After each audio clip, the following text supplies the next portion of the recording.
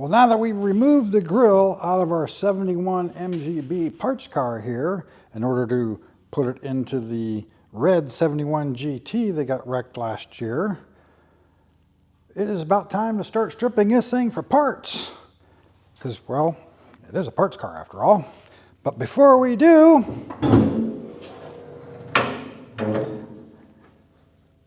is this engine going to be a decent, viable runner or just a rebuildable core?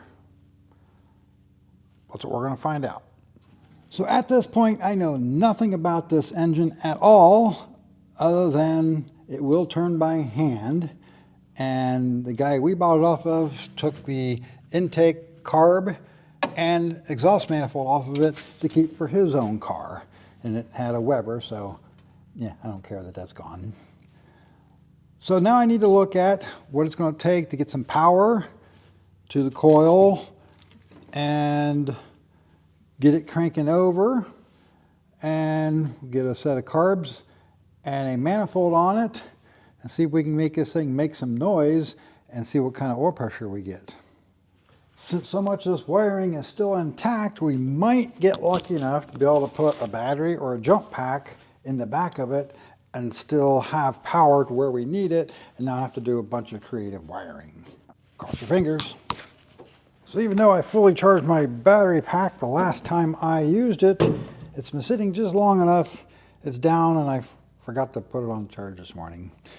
But we can get to make some noise, just do something, then I'll put a regular battery in it. And oh yeah, I forgot. When we looked at this car, they had put the battery back in the boot. Surprising how often I see that, and still don't understand why people do that. So they put the battery back here, and apparently there used to be a battery cable probably attached to here at one time, so there's no negative cable. So I'll have to work something out for that. Well, the wipers are working.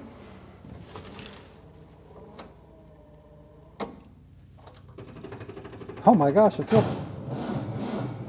All right, well, we can stick a battery in it. Of course, I'm going to have to put a negative cable in it, and then we can crank it over, check for compression. Since we did hear the fuel pump ticking, I'm going to go ahead and pull this wire here. The white wire goes back to the fuel pump so that it doesn't run, because I don't know if there's even anything in the tank or not.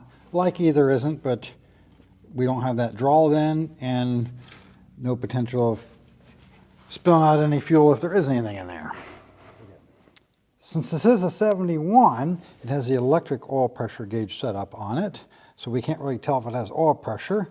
So what I'm going to do is I'm going to take this bracket loose and pull this out of here, take the hose off the end of the sensor here, and I can replace the sensor with my handheld gauge here. And then while we're cranking it over, we can see if we got oil pressure.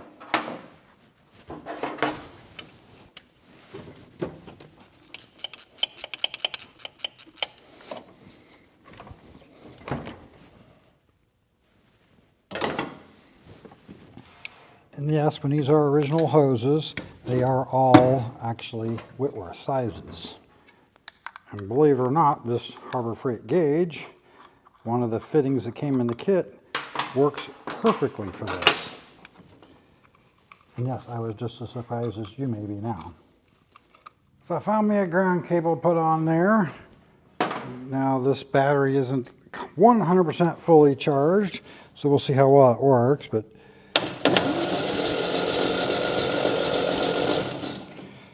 it is turning over. I got another battery sitting over there, similar charge. It's currently on charge. So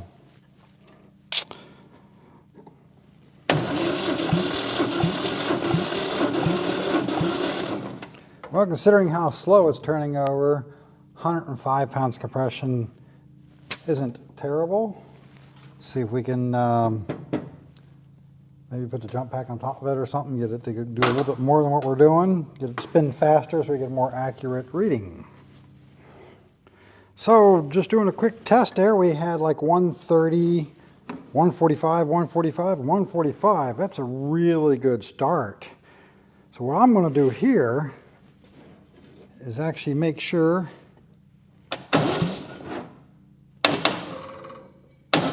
we are on the base circle here and just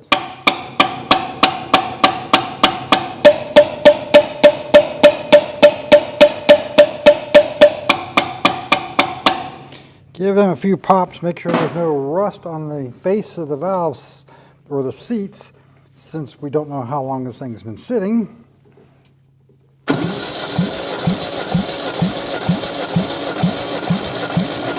And it's not getting any better. Well, so that's still not terrible. We'll take that. I'm sure we can get this thing running. And once it's running, we might see better numbers.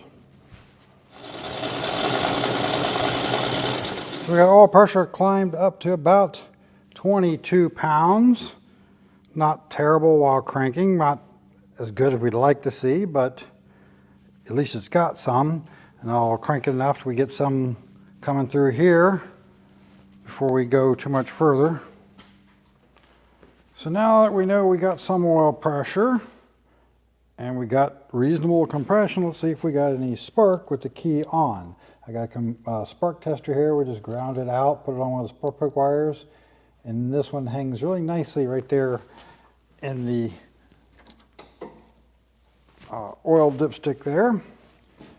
So we can look for a spark.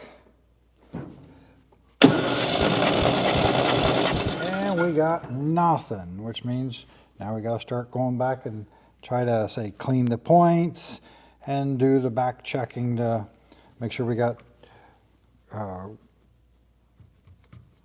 voltage to the coil and go from there. All right, so we weren't getting any power to the coil, so I ended up jumping a wire from here down to the coil, and a good cleaning of the points later, we got spark at the points. So we should have it.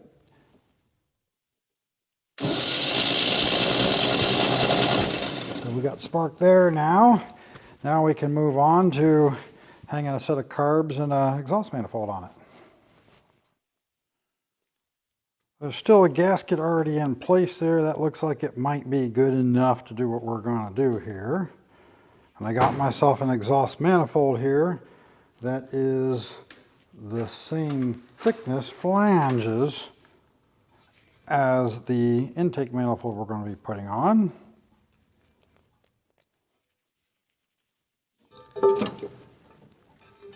That way we're throwing any flames down to the floor instead of into the fender well and, you know, right at the carbs.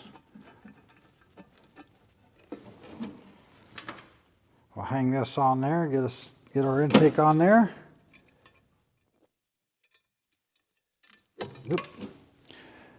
Maybe, if I can stop fumbling with the hardware.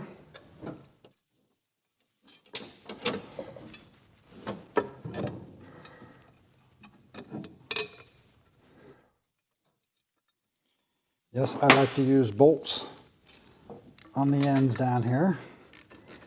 So much easier than messing with the studs, I think, because you can actually get everything to clear the steering shaft there if you're not taking this all off. If you got the exhaust still hooked up, you can move it just far enough away, you can't hardly get it off the studs. So we got our intake manifold here.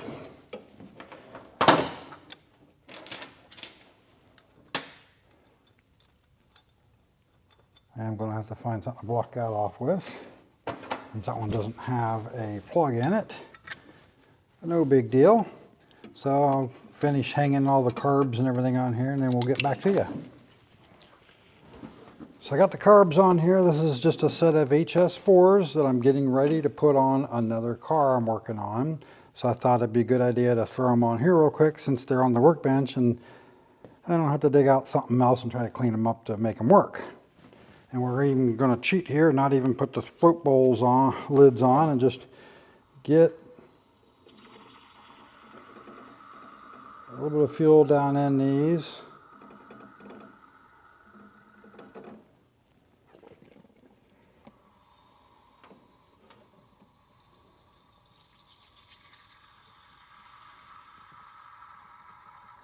Now these have been cleaned, just kind of set to a jet height that should get it running, and general idle throttle opening that should probably make it idle, but we'll see. So let's see what happens.